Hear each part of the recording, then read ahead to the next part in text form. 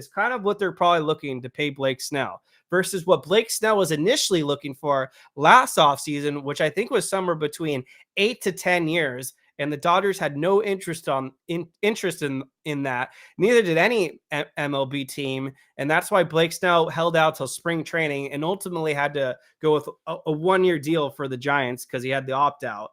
And so he made his short-term money. Now he's back on the free agent market.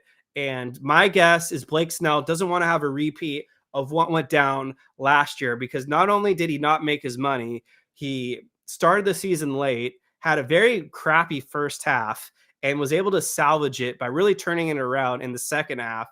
And I can't remember if he threw a no-hitter, but I feel like he flirted with the no-hitter with the Giants.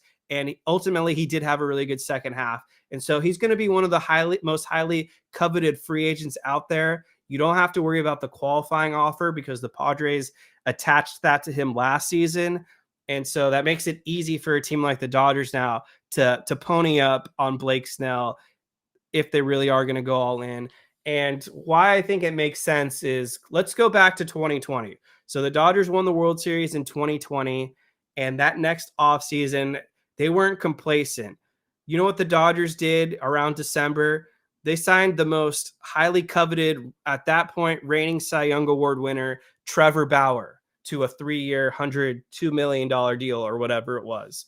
And at the time, we didn't know the baggage that came with Trevor Bauer, and ultimately it didn't work out for the Dodgers. But at the time, we thought it was.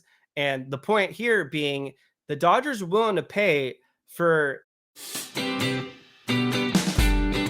Being a CFP professional has impacted my book of business, making me more the most talented and expensive pitchers out there if they do it their way. And just because they won the World Series doesn't mean by any means the Dodgers are done spending. If anything, the Dodgers saw what they had this most recent World Series, and they might be telling themselves, we got a little lucky here because we literally won the World Series with 3 starting pitchers.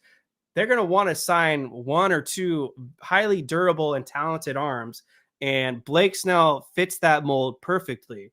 And I know David Vassay has tried to vouch for getting Blake Snell to the Dodgers. I know there are some teammates on this current team that have a relationship to Blake Snell. And so we'll get more momentum once free agency really begins. But I wouldn't be surprised if Blake Snell signs with the team by December 1st.